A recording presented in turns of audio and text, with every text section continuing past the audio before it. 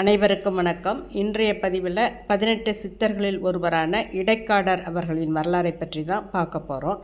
இவரோட அவதார தலம் தொண்டை மண்டலத்தில் இடையன் திட்டுன்ற ஊரில் இடையர் குலத்தில் நந்தகோனார் மற்றும் யசோதை தம்பதியருக்கு மகனாக பிறக்கிறாரு. இந்த ஊர் தற்போது காஞ்சிபுரம் மாவட்டத்தில் இடையன்மேடு அப்படின்னு அழைக்கப்படுது. இடைக்காடரோட பிறப்பை பற்றி போகர் மகரிஷி தன்னோட பாட்டில் தெரிவிச்சிருக்காரு. 3ஆம் நூற்றாண்டில் அவதரித்ததாக இவர் கணிக்கப்பட்டிருக்காரு. இவர் சுமார் 600 ஆண்டுகள் உயிர் வாழ்ந்ததாக சுவடிகளில் குறிப்புகள் இருக்குது. இவர் பிறந்த நட்சத்திரம் புரட்டாசி மாதம் திருவாதிரை. இடைக்காடர் பிறவியிலேயே ஞானம் கைவரப்பெற்று பல அற்புதங்களை நிகழ்த்தினார். தனது குலத்தொழிலான ஆடு மேய்க்கும் தொழிலை செய்து வந்தாலும் அவர் சிந்தனை எப்போவுமே ஆத்மாவை நோக்கி விண்வெளியில் ஒன்றரை கலந்திருப்பார். இவர் தவக்கோலத்தில் விண்ணோக்கி அமர்ந்திருப்பதை வானவெளியில் சஞ்சாரம் செஞ்சிட்டு இருந்த போகர் மகரிஷி பார்க்குறாரு. இவரை உடனே கீழே இவரை பார்க்குறாரு. வந்திருக்கிறவர் போகர் அப்படின்றத தெரியாமலே இடைக்காடர் அவரை வணங்கி வரவேற்று தர்ப்ப புல்லெல்லாம் சேகரித்து ஒரு ஆசனம் அமைச்சு அவரை உபசரிக்கிறார், உட்கார சொல்லி. அப்போ ஆட்டினோட பாலை கறந்து கொடுத்தும் உபசரிக்கிறாரு. இவரோட விருந்தோம்பல் பண்பை பார்த்து மகிழ்ந்து போன போகர் இவரை தன்னோட சீடனாக ஆக்கிக்கிறாரு. அவருக்கு ஞானம், மருத்துவம், வானசாஸ்திரம் இது எல்லாத்தையுமே அவருக்கு சொல்லி கொடுக்குறார்.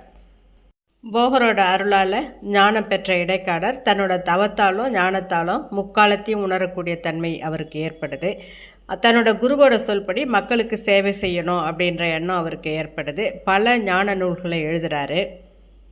அதில் ஒன்று தான் இந்த வருஷாதின்ற ஒரு நூல். அதுதான் இப்போது எல்லாரும் பஞ்சாங்கம்னு சொல்கிறாங்க. இவர் ஞானம் பெற்ற ஸ்தலம் சிவகங்கை மாவட்டத்தில் இருக்கிற இடைக்காட்டூர். அவர் அங்கேயே வாழ்ந்து பல சித்துக்களும் அற்புதங்களும் செஞ்சதால் அவரோட பேராலேயே அது இடைக்காட்டூர் அப்படின்னு அந்த ஊருக்கு பேர் வந்தது.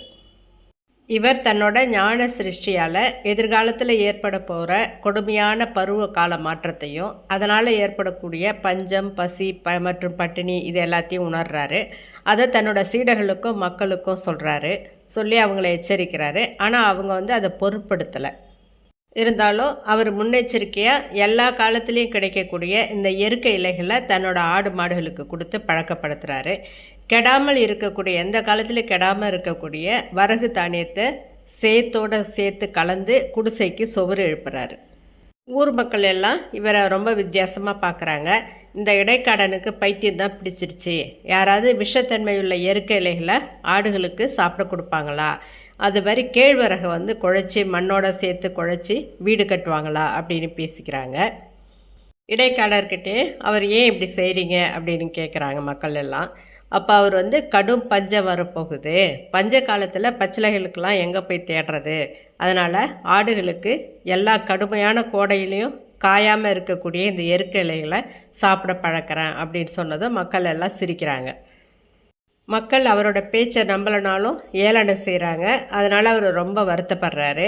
இவங்க நம்மளை நம்பாமல் இருந்தாலும் பரவாயில்ல, இப்போ இந்த மாதிரி ஏளனை செய்கிறாங்க, இவங்களை நான் எப்படி காப்பாற்றுறது, அவங்க விதி அவ்வளோதான் அப்படின்னு நொந்துக்கிறாரு இடைக்காடர். ஆனால் என்ன ஒரு ஆச்சரியம், அவர் கணிச்ச மாதிரியே சில மாதங்களில் வறட்சி ஆரம்பிக்குது. கொஞ்ச நாள் அப்படி தான் இருக்கும், அப்புறம் மழை பெய்யும், சரியாயிடும் சூழ்நிலை அப்படின்னு மக்கள் எல்லாம் நினைக்கிறாங்க. ஆனால் மழை பெய்யவே இல்லை. 1 வருஷம் 2 வருஷம்னு இல்லை, பல ஆண்டுகள் தொடர்ந்து இந்த மழை இல்லாமல் வறட்சி நீடிக்குது. ஒரு சாரார் வளர்த்திட்டு இருந்த ஆடுகள் எல்லாம் வெளுமும் தோலுமாக மெலிஞ்சு போயிடுது. சில மக்கள் பட்டினியால் இறந்துடுறாங்க. ஆனால் இடைக்காடர் வளர்த்த ஆடுகள் மட்டும் இந்த இயற்கை இலையை சாப்பிட்டு பழகியிருந்ததால் நல்ல முறையில் வளர்ந்து வருது. ஆனால் அந்த இயற்கை இலையை அதுங்க சாப்பிட்டதால் உடம்புல அரிப்பு ஏற்படுது. அரிப்பு தாங்காமல் இடைக்காடர் அந்த கேழ்வரகு குழைச்சி கட்டின குடிசையில் உரசுது, சவுத்தில் உரசுது. அப்போ கேழ்வரகு கீழே சிந்துது. அதை எடுத்து கூழ் காய்ச்சி இடைக்காடர் சாப்பிட்றாரு. தண்ணீர் பற்றாக்குறை ஏற்படும் அப்படின்றத அவர் ஏற்கனவே கணிச்சிருந்ததால் தான் குடியிருந்த இடத்துக்கு பக்கத்துலேயே ஒரு ஆழமான பகுதியில் ஊற்று தோண்டி வச்சுருந்தார். அதில் கிடைக்கிற தண்ணியையும் சிக்கனமாக பயன்படுத்திகிட்டு இருந்தார்.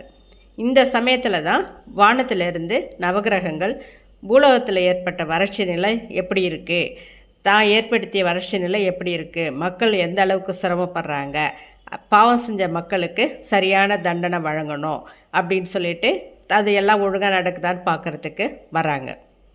ஆனால் ஒரு இடத்துல வந்து இடைக்காடர் வந்து ரொம்ப சிறப்பாக கேப்பை கூழ் காய்ச்சி சாப்பிட்டுட்ருக்காரு. அவரோட ஆடுகளும் எந்த விதமான சிக்கலும் இல்லாமல் உலாவுறதை பார்த்துட்டு ரொம்ப வியந்து போயிடுறாங்க. சூழ்நிலைகளை வந்து தன்னோட அறிவால் வெற்றி கண்டார் இந்த இடைக்காடர். அவருக்கு மரியாதை தெரிவிக்கணும் அப்படின்றதுக்காக அவரது குடிசைக்கு இந்த நவகிரகங்கள் எல்லாமே வர்றாங்க. விதியை மதியால் வென்ற இடைக்காடர் அவரை வரவேற்கிறாங்க, நவகிரகங்களை வரவேற்கிறாரு. அவர்களை பார்த்ததுமே 5-6 ஆண்டுகளாக மக்களை வாட்டி வதைக்கிற பஞ்சம் இன்னும் 6 ஆண்டுகள் தொடர்ந்தால் என்ன ஆகும், பூலகமே ஸ்தம்பித்து போயிடுமே, இருக்கிற மக்களையாவது காப்பாற்றணுமே அப்படின்னு அவர் மூளை வந்து வேகமாக வேலை செய்யுது. உடனே அவர் வந்து, கிரகங்களே, நீங்கள் எல்லோரும் இன்றைக்கி ராத்திரி என்னோடய குடிசையில் தான் தங்கணும். உண்மையிலே என் மீது உங்களுக்கு அன்பு மரியாதையும் இருந்ததுன்னா இதுதான் நீங்கள் எனக்கு செய்யக்கூடிய உபாயமாக இருக்கும் அப்படின்னு கேட்டுக்கிறாரு. நவகிரகங்களும் இடைக்காடர் சித்தர் மீறி நம்ம போனோன்னா அவரை அவமதித்தது போலாயிடும், அதனால் அவர் கேட்டுக்கிட்டதுபடியே அவரோட குடிசையில் இன்றைக்கி ராத்திரி தங்கலாம் அப்படின்னு அவங்க முடிவு பண்ணுறாங்க. முடிவு பண்ணி இடைக்காடர்கிட்ட சம்மதம் தெரிவிக்கிறாங்க. இடைக்காடர் அவங்களுக்கு வந்து ஆட்டுப்பாலும் கேப்பக்கூழும் கொடுக்குறாரு. அதை சாப்பிட்ட அந்த கிரகங்கள் வந்து உண்ட மயக்கத்தில் படுத்துடுறாங்க. இன்னும் இடைக்காடர் வந்து தன்னுடைய சக்தியால் அவங்கள எழ முடியாமல் செய்கிறாரு. தூங்கிக்கிட்டு இருந்த கிரகங்களை உடனே தூக்கி மழை பெய்யறதுக்கு என்ன மாதிரியான கிரகநிலை இருந்தால் மழை பெய்யுமோ அந்த நிலையை ஏற்படுத்துகிற மாதிரி அந்த தூங்கிட்டு இருந்த நவகிரகங்களை தூக்கி படுக்க வச்சிடுறாரு. அவ்வளோதான், மழை கொட்ட ஆரம்பிச்சிடுது. காலையில் ஏச்சு பார்த்த அந்த நவகிரகங்கள் வந்து அனல் காற்றுக்கு பதிலாக குளிர்ந்த காற்று வீசுகிறதையும் விடிய விடிய மழை பெஞ்சு ஆற்றுல தண்ணி பெருக்கெடுத்து ஓடுறதையும் பார்க்குறாங்க. தங்களை மாற்றி வச்சது இடைக்காடர் தான் அப்படின்னு நம்பின அவங்க நவகிரகங்கள் அவரை எங்கே இருக்காருன்னு தேடுறாங்க. அவர் வந்து ஆழ்ந்த தியானத்தில் இருக்கார். அவரை இப்போதைக்கு எழுப்ப முடியாது அப்படின்றதால நவகிரகங்கள் அவங்களோட இருப்பிடத்துக்கு திரும்பி போயிடுறாங்க. இந்த சம்பவத்தை பார்த்த மக்கள் மழை பெஞ்சதும் இடைக்காடரை நோக்கி வர்றாங்க. தங்களை காப்பாற்றியதுக்கு நன்றின்னு சொல்கிறாங்க. தொடர்ந்து அவர் மக்களுக்கு சேவை செஞ்சிட்ருக்காரு. இந்த நிலையில் ஒரு தடவை அவர் மதுரைக்கு போகிறாரு. அப்போ மதுரையை வந்து குலசேகர பாண்டியன்ற மன்னன் ஆட்சி செஞ்சிட்டு இருந்தார். இவரோட ஏழ்மையான தோற்றத்தை பார்த்த மன்னன் வந்து இவரை கண்டுக்கவே இல்லை. உடனே இடைக்காடர் என்ன சொல்கிறாரு, இவ்வளவு நாட்டை ஆளக்கூடிய இவ்வளோ பெரிய மன்னன் வந்து ஏழையை வந்து கண்டுக்கலை, சொக்கநாதா நீ இதெல்லாம் வேடிக்கை பார்த்துட்டு தானே இருக்கிற அப்படின்னு அந்த இறைவனை வந்து கோபமாக கேட்குறாரு. உடனே கோயிலேருந்து அந்த சிவன் சுந்தரேஸ்வரர் வந்து இடைக்காட்டரோட கிளம்பிடுறாரு. அவங்க கோயிலேருந்து கொஞ்சம் தூரத்தில் இருக்கிற சிம்மக்கல்ன்ற இடத்துல தங்குறாங்க. அதுக்கு பிறகு மன்னன் வந்து மன்னிப்பு கேட்டு சுந்தரேஸ்வரரை பழையபடி சிவாலயத்துக்கு அழைச்சிட்டு வந்தானோ. இப்போவும் அந்த இடத்துல சிம்மக்கல் இடத்துல ஆதி சொக்கநாதர் கோயில் இருக்குது. அந்த கோயிலில் இடைக்காடருக்கும் தனி சன்னதி இருக்குது. பிறகு இடைக்காட்டர் திருவண்ணாமலைக்கு போனாராம். இவர் திருவண்ணாமலையில் வந்து தங்கின பிறகு தான் மான்களும் சிங்கங்களும் அங்கே இருந்த தடாகத்தில் ஒன்றா தண்ணி குடிச்சுதான். இப்படி மக்களுக்காக அவர் பல சேவைகள் செஞ்சவர். கடைசியில் சிவகங்கை மாவட்டம் இடைக்காட்டூரில் சமாதி ஆனார்னு சொல்கிறாங்க ஒரு சிலர். ஆனால் இடைக்காடர் திருவண்ணாமலையில் தான் அடங்கியிருக்கார் அப்படின்றது 99% சித்த ஆராய்ச்சியாளர்களோட கருத்தாக இருக்குது. ஒரு சிலர் இவர் தஞ்சாவூர் மாவட்டம் திருவிடைமருதூரில் ஜீவ சமாதி ஆனார் அப்படின்னும் சொல்கிறாங்க. ஆனால் திருவண்ணாமலை தலத்தில் தான் அவரோட ஜீவ சமாதி இருக்குன்றது பெரும்பான்மையான மக்கள் ஏற்றிட்டுருக்காங்க. இவரோட ஜீவ சமாதி ஒளி சமாதி எங்கே இருக்குது அப்படின்றதுல மாறுபட்ட தகவல்கள் தொடர்ந்து நீடிச்சுக்கிட்டு தான் இருக்குது. ஒரு சிலர் வந்து அண்ணாமலையாரோட கருவறையே தான் இடைக்காடரோட ஜீவ சமாதி அப்படின்னு சொல்கிறாங்க. திருவண்ணாமலை கோயிலோட கருவறை வந்து 4ஆம் நூற்றாண்டில் உருவானச்சான். அந்த கருவறை சுற்றுச்சுவரில் ஏராளமான ஆடுகளோட சிற்பங்கள் செதுக்கப்பட்டிருக்கு. எனவே இந்த கருவறைக்குள்ளே தான் இடைக்காடர் அடங்கியிருக்காரு அப்படின்னு சொல்கிறாங்க. ஒரு சிலர் வந்து திருவண்ணாமலை ஆலயத்தில் 2ஆம் பிரகாரத்தில் நடராஜர் சன்னதி இருக்குது. அதன் நுழைவாயிலோட 2 பக்கமும் 2 பெரிய அறைகள் இருக்குது. வடக்கு புறம் இருக்கிற அறையில் அருகில் வந்து ஒரு சுரங்கப்பாதை இருக்குது. அந்த சுரங்கப்பாதை மலைக்கு உள்ளே ஊடுருவி போகிறதா சொல்கிறாங்க. அந்த சுரங்கப்பாதைக்கு உள்ளே தான் இந்த இடைக்காடரோட ஜீவ சமாதி இருக்குது அப்படின்னு ஒரு சிலர் சொல்கிறாங்க. ஒரு சிலர் வந்து கோயிலோட 3ஆம் பிரகாரத்தில் ஒரு மண்டபம் இருக்குது. அந்த மண்டபத்துக்கு அருணை யோகீஸ்வரர் மண்டபம் அப்படின்னு பேர்.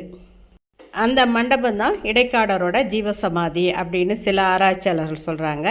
அந்த மண்டபத்துக்கு கீழே வந்து இடைக்காடரோட சிலை இருக்குது. அதனால் சூஷ்ம வடிவில் அவர் புதைந்திருக்காரு அப்படின்னு சொல்கிறாங்க. ஒரு சிலர் திருவண்ணாமலை மலையோட மேற்கு பகுதியில் இடைக்காடர் ஜீவசமாதி இருக்குது அப்படின்னு சொல்கிறாங்க. அங்கே பாத வடிவம் இருக்குது, எனவே அதுதான் இடைக்காடரோட ஜீவசமாதி அப்படின்னு சொல்கிறாங்க. இன்னும் ஒரு சிலர் ஆலயத்தில் 6வது பிரகாரத்தில் பிரம்மலிங்கம் பின்பக்கத்தில் சுற்றுச்சுவரில் ஒரு பெரிய குகை மாதிரி ஒரு அமைப்பு இருக்குது. 7 அடி நீளமும் 2 அகலமும் கொண்ட அந்த இடம்தான் இடைக்காடர் சித்தர் ஒளி சமாதி பெற்ற இடம் அப்படின்னு சொல்கிறாங்க. கடந்த சில ஆண்டுகளாக அதிக அளவு பக்தர்கள் அந்த இடத்துக்கு தான் அவரோட ஒளி சமாதின்னு சொல்லி வழிபட தொடங்குறாங்க. இடைக்காரரோட இந்த ஜீவ சமாதி இந்த இடம்தான் அப்படின்னு அதிகமான ஆய்வாளர்கள் உறுதிப்படுத்தியிருக்காங்களாம். எனவே அந்த இடத்துக்கு நெய் தீபம் ஏற்றி வழிபடுறத பக்தர்கள் வழக்கத்துக்கு இப்போ கொண்டு வந்திருக்காங்க. மேலும் திருவண்ணாமலையில் பெரிய தெருவில் இடைக்காடர் சித்தர் குடில் அமைக்கப்பட்டிருக்கு. அங்கே இடைக்காடர் சித்தரோட சிலை நிறுவப்பட்டிருக்கு. இதை நிறுவிய கோவிந்தராஜ் ஆண்டுதோறும் புரட்டாசி மாதம் திருவாதிரை நட்சத்திரத்து அன்னைக்கு இடைக்காட்டருக்கு அபிஷேக ஆராதனைகள் உள்ளிட்ட சிறப்பு பூஜைகளை செஞ்சுக்கிட்டு வர்றாரு. திருவண்ணாமலை மலை உச்சியில் இருக்கிற அள்ளிக்குள பக்கத்தில் தான் இவர் முதல்ல தியானம் செஞ்ச இடம் அப்படின்னு சொல்கிறாங்க. இந்த இடைக்காடரோட ஒளி சமாதியில் ஒரே ஒரு நெய் தீபம் ஏற்றி வச்சு மனமுருக வழிபட்டாலே நாம் கேட்குறத நிறைவேற்றுவாராம் இடைக்காடர்.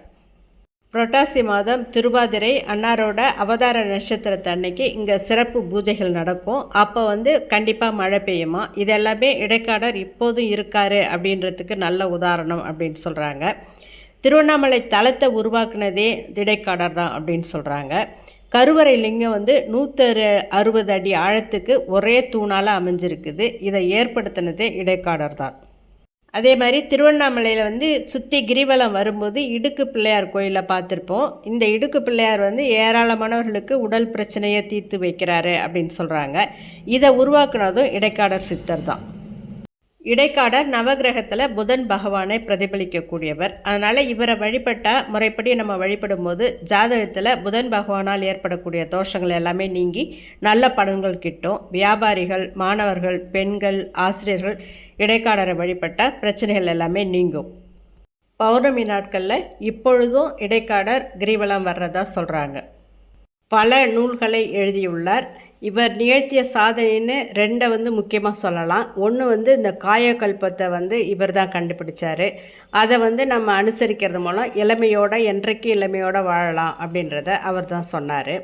இன்னொன்று கோயிலில் இருக்கிற நவகிரகங்களோட வரிசை முறையை ஒன்று பார்க்காம மாற்றி அமைத்தவர் இடைக்காடர் தான். அதுக்கு முன்னே நவகிரகங்கள் அந்த மாதிரி இல்லை, ஒன்று பார்த்துக்கிட்டு தான் இருந்தது. ஜோதிடத்தை பற்றி அவர் எழுதிய கணிப்புகள் எல்லாமே இன்றைக்கும் ஜோதிட உலகத்துக்கு வழிகாட்டுது. பல நூற்றாண்டுகளுக்கு பிறகும் என்ன நடக்கும்ன்றதை ஏற்கனவே இடைக்காடர் எழுதி வச்சுருக்காரு. அவரோட குறிப்புகளோட அடிப்படையில் தான் பஞ்சாங்கம் தயாரித்து வெளியிடுறாங்கன்றது ரொம்ப குறிப்பிடத்தக்கது. இந்த திருவண்ணாமலை தலத்தில் தான் நவகிரகங்களை அவர் மாற்றி அமைச்சார், இடைக்காடர் மாற்றி அமைச்சார்னு சொல்கிறாங்க.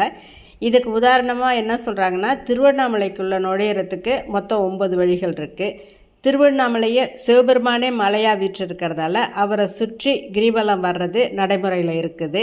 இந்த கிரிவல பாதை மொத்த தூரமும் 9 மைல்கள் தான். திருவண்ணாமலையில் ஈசனோட பாதம் 9 இடங்களில் இருக்குது. கிரிவல பாதையில் 9 லிங்கங்கள் இருக்குது, 9 நந்திகள் இருக்குது. திருவண்ணாமலை கோயிலுக்குள்ளே 9 கோபுரங்கள் அமைஞ்சிருக்குது. இப்படி நவகிரகங்களான 9 என்ற அமைப்புக்கும் திருவண்ணாமலையில் உள்ள முக்கிய விஷயங்களுக்கும் நெருங்கிய தொடர்பு இருக்கிறது. இதன் மூலம் நம்ம தெரிஞ்சுக்கலாம். நவகிரகங்களை மாற்றி எப்படி இந்த உலகத்துக்கு இடைக்காடர் நன்மையை செஞ்சாரோ அந்த மாதிரியே கிரிவலம் வரக்கூடிய ஒவ்வொரு பக்தரோட கிரக தோஷங்களையும் இடைக்காடர் நீக்கி நல்ல பலன்களை தர்றதா ஐதீகம். கிரிவலம் வந்தால் எல்லா பிரச்சனைகளையும் தீர்த்து முக்தி பெற முடியும் அப்படின்றதுக்கு அடித்தளம் அமைச்சது இந்த இடைக்காடர் தான். எனவே திருவண்ணாமலை செல்பவர்கள் அவசியம் இந்த சித்தரையும் வழிபட்டு வருமாறு கேட்டுக்கொள்கிறேன். சித்தர்கள் ஆசி அற்புதமானது. இடைக்காடர் தன்னை மனமுருகி நினைத்து வழிபடுபவர்களுக்கு அனைத்தையும் செய்கின்றார்.